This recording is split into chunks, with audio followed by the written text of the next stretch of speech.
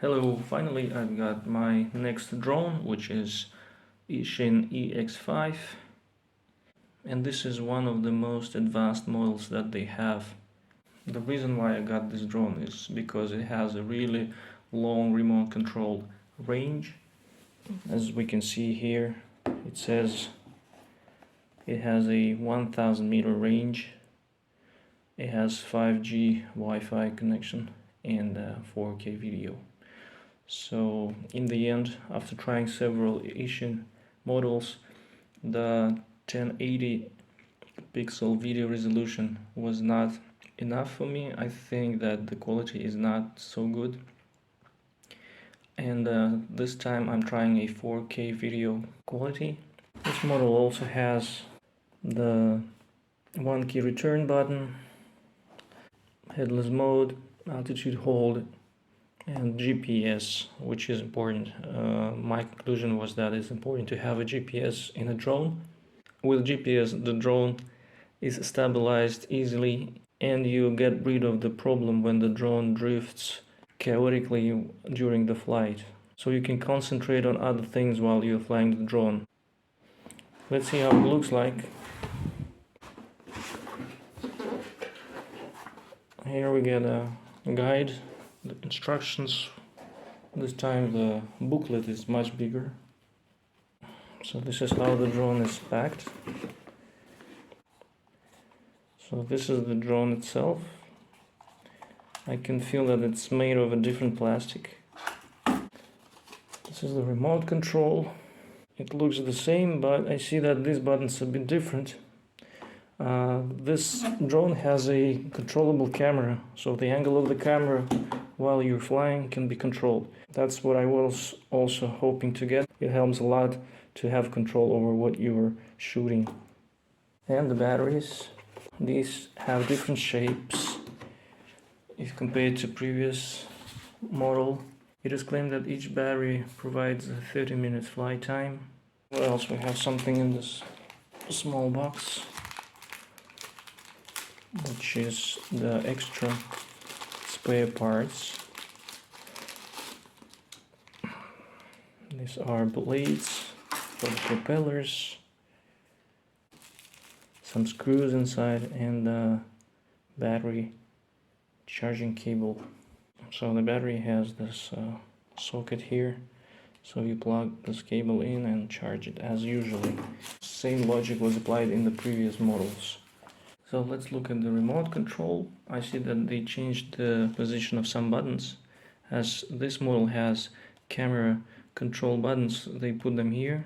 Camera up and camera down buttons. So I remember the home return button in the previous model was here, and they moved it here. And the photo and the camera buttons are the same as in the previous model, E520s. The speed button is the same as in previous models, and they added here another orbit, as it says, orbit mode button, which means that the drone will fly around you automatically. The headless mode is here, one key takeoff button is here, and I think they removed the landing button, so there's no landing button, you have to land yourself. In the previous model you would have the landing button. And if you look at the remote controls itself, it looks nice. Again, it's almost the same as all previous models. And this is how the drone looks like, and it's claimed, according to the product description, that it has brushless electrical motors inside.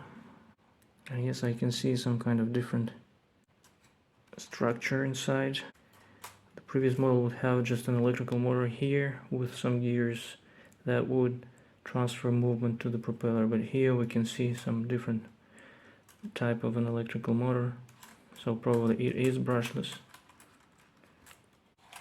The drone is light, I can feel it. It's lighter than, for example, a E520s drone. And what was interesting about this model is that It doesn't have SD card slot because it's claimed that it will be recording video directly to the phone, which is good. If you lose the drone, you will not lose your videos.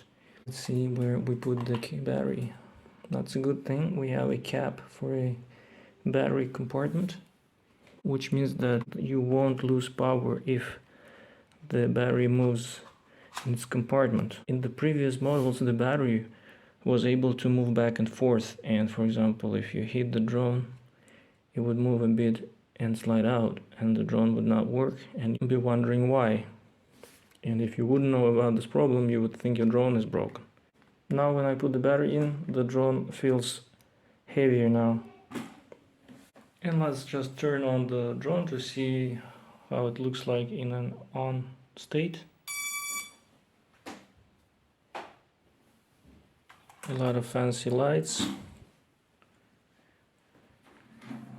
and synchronized with the remote control, and it's synchronized. And let's just turn on the propellers to hear how it sounds. Yeah, definitely the sound is really nice. It's so smooth, and the brushless motors really make a lot of difference.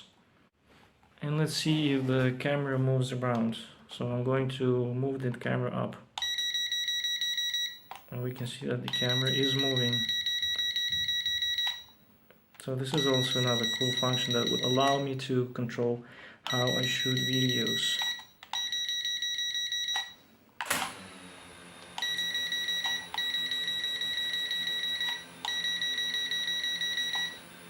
So we'll check how this thing flies in real conditions, and I'll show you it in the next videos.